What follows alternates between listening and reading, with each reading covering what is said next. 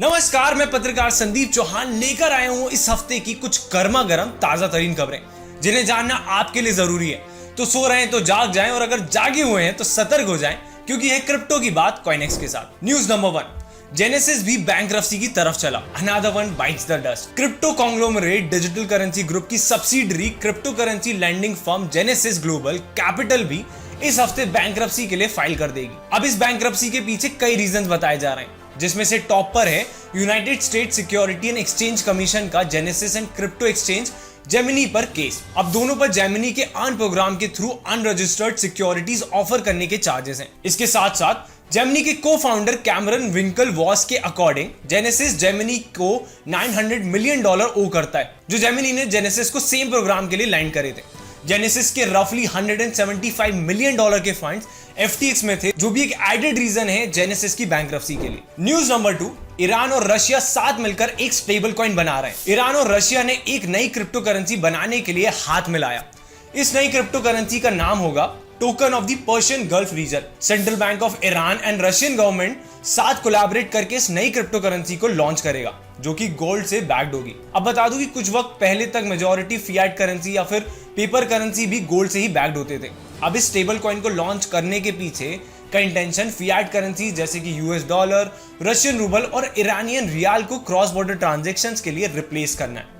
Iran और Russia दोनों countries ही साथ मिलकर तरीके ढूंढ रही हैं जिससे वो US सैंक्शंस को पार कर सके। बता दूं कि US ने इन दोनों कंट्रीज पर सैंक्शंस लगाए हुए हैं, जिससे इन्हें ट्रेड करने में काफी दिक्कतें आती हैं और ये दोनों ही कंट्रीज तरीके ढूंढ रही हैं जिससे इससे बच सके, और ऐसे में क्रिप्टो करेंसी की एनोनिमिटी इन्हें काफी अपील कर रही है। न्यूज नंबर 3, जापान ने बाकी कंट्रीज को क्रिप्टो को रेगुलेट करने को कहा। जापान का क्रिप्टो रेगुलेशन को लेके स्टैंड काफी स्ट्रेट फॉरवर्ड रहा है। टैक्स की बात करें तो जापान में क्रिप्टो पर 30% टैक्स लगाया जाता है। जापान ने बाकी कंट्रीज को अर्ज करते हुए कहा कि उन्हें भी क्रिप्टो एक्सचेंजेस और फर्म्स को वैसे ही रेगुलेट करना चाहिए जैसे वो बैंक्स और ट्रेडिशनल फाइनेंशियल फर्म्स को करते हैं। उन्होंने ये भी कहा कि क्रिप्टो प्रॉब्लम नहीं है, लेकिन जो फर्म्स और एक्सचेंज बिना सुपरविजन के ऑपरेट कर रहे हैं वो प्रॉब्लम क्रिएट कर सकते हैं और इसलिए रेगुलेशंस लाना काफी जरूरी है। न्यूज नंबर 4, इंडिया में मिनिस्टर ऑफ स्टेट ने क्रिप्टो पे स्टेटमेंट दिया। Minister of state Shri Rajeev Chandrasekhar का ये कहना है कि हालांकि क्रिप्टो इंडिया में भी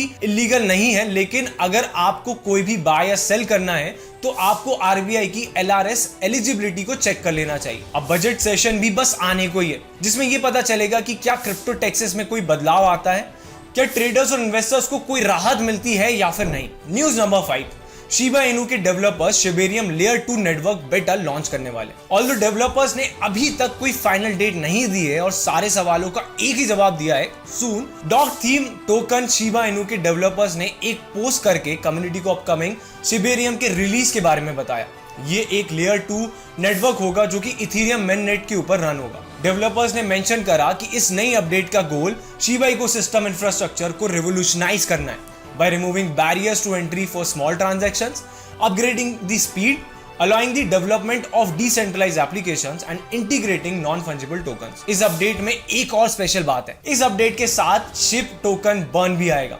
अब देखने की बात ये होगी कि ये कैसे शिबा इनू की प्राइस को अफेक्ट करता है। टैक्स का सीजन पास आने वाला है और ऐसे में काफी जरूरी है आपको अपने क्रिप्टो टैक्सेस के बारे में सब पता होना और उन्हें कैलकुलेट कैसे करना है, ये भी, जो आप हमारी रीसेंट वीडियो देखकर सीख सकते हैं, जिसमें हमने बताया है कि कैसे कॉइनेक्स की मदद से बड़ी आसानी से आप अपने क्रिप्टो टैक्सेस कैलकुलेट कर सकते हैं। तो ये थी इस हफ्ते की टॉप क्रिप्टो न्यूज। अब मिलेंगे अगले हफ्ते, तब तक के लिए इस वीडियो को लाइक करना ना भूलें और चैनल को सब्सक्राइब कर लें।